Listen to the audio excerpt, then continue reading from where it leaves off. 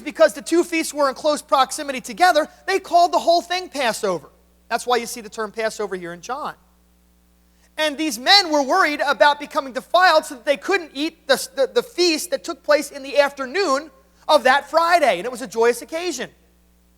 Now, if they did become unclean, the cure for that was to take a bath, and by sundown, their uncleanness was lifted.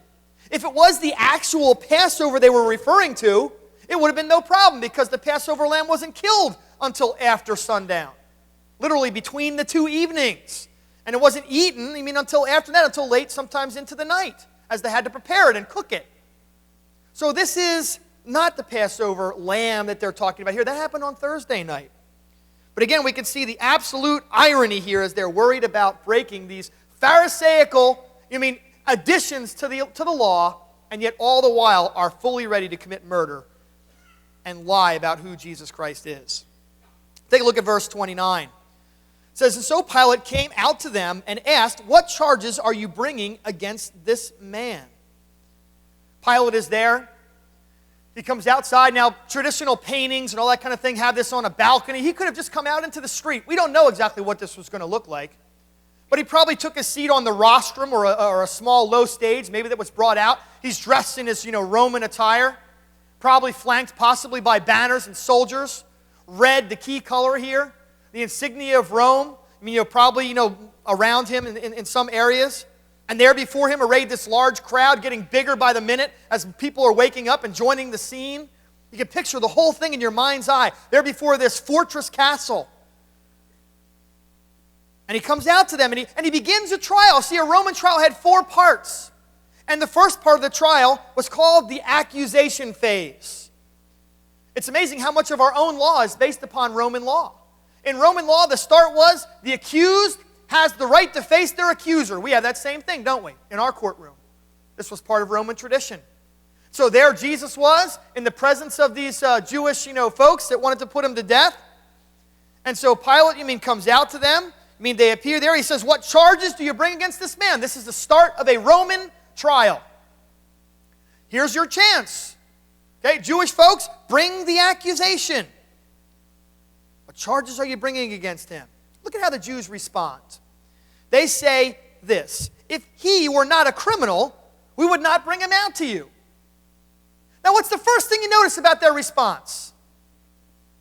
Okay, the first thing you notice that's plain as day is that they don't answer its question. Now, these men were learned men, and they were not stupid. They have a reason why they ask the question the way they do. If he were not a criminal, we would not bring him out to you. First of all, a couple interesting things here. These men do not want a trial. Why? They've already had one. They don't need Pilate to do another trial. All they need Pilate for is to pronounce the sentence of death. And so they don't want to bring the accusation because, they don't need another trial. Pilate, just take it our word for it. Take our word for it, buddy. He's a criminal. And we wouldn't have brought him to you if he wasn't worthy of death. And they don't spell that out. They're a little smarter than that, right? They hint at what they want him to do. And they use the word criminal. Some versions render this evildoer. This was supposed to create in the mind of Pilate was the idea that he was a criminal against Rome. That he was, usurping Roman authority or trying to overthrow, Roman authority. That's the hint that they wanted to put in Pilate's mind. But they're very smart by not directly answering the question. Now, what do you think is in Pilate's mind? Think about this for a minute. If this guy was such a bad criminal, if he was, this plain, open evildoer that was so obvious that you don't even need to tell me the charges, then why all the pomp and circumstance? Then why all the big dresses and all the men? This probably never happened.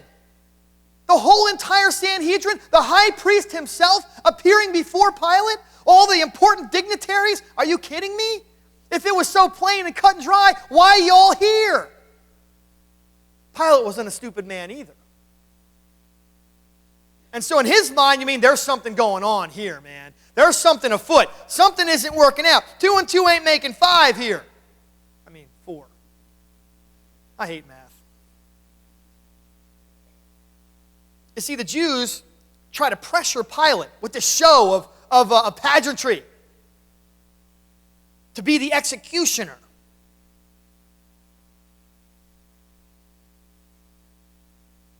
The other reason why they don't want to bring in the accusation is because what's the real thing they're charging him with? Their problem with him is he claimed to be the Son of God. They're claiming that he's a blasphemer. Notice that in the trials, they never disprove it. Did you ever notice that? They never disprove that he's the Son of God. The miracles, they never were able to answer those. The teaching, the consistency of his character and his preaching, all the evidences were in place. His knowledge of the Old Testament, man, they didn't want the truth. The immortal words of that great movie, I don't know if it's great, you can't handle the truth.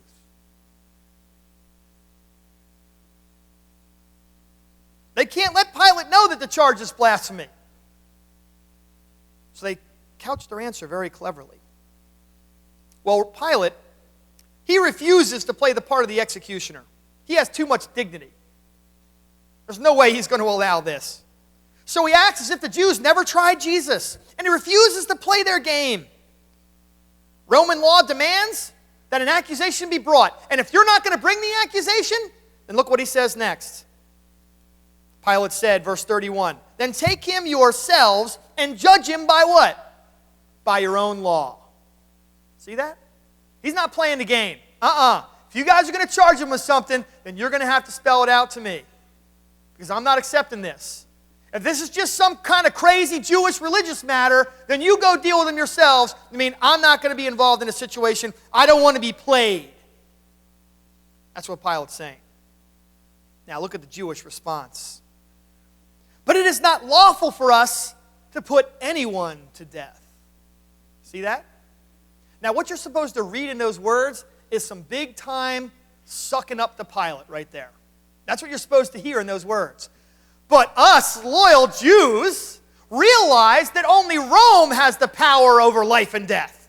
That only Rome can bring about a capital sentence. Us Jews don't have that power. And as loyal Jews under the Roman fist, we're bringing this man to you because you're the guy that needs to give the sentence of death. We understand that. You see how they're sucking up to it? Now, you imagine what going through Pilate's mind? Think about this for a minute. Wait a minute. You the same guys that hate the Romans? You're the same guys who like to throw us all out of here and kill us whenever you could? Are you guys the same guys that we got to put in jail constantly? That we got to execute many of your people because you're always trying to throw us out of here? Come on, loyal subjects of the kingdom, of the empire. Come on. He's not buying that, not even for a minute. Notice that here the Jews also still don't give an accusation. Now it's this point that John gives us this footnote. Take a look at this. It's in verse 32. And this happened. And this is kind of like a parenthesis here. John does this all through the gospel. He has these little footnotes here to give you information. And this happened so that the words Jesus had spoken, indicating the kind of death he was going to die, would be fulfilled. And that's important because the Old Testament made a lot of predictions about the Messiah. Ones that would not be consistent with a purely Jewish execution. Think about it. The Old Testament predicted that not one of his bones would be broken. How did the Jews execute? They didn't crucify. They stoned him. They took him to a cliff, kind of like this, right? I mean, only a little bit higher, maybe like 30 feet, right? They throw the poor dude off of there. You know why they throw him off of there? That way he can't run away when he hits the bottom. Because something's broken. And then they gather all the people at the top, and they get nice basketball-sized boulders, whatever they can follow, and they toss them down on the guy. And I'm sure that when those rocks smash into that body, that they're breaking bones. But the Scripture predicted not one of his bones would be broken.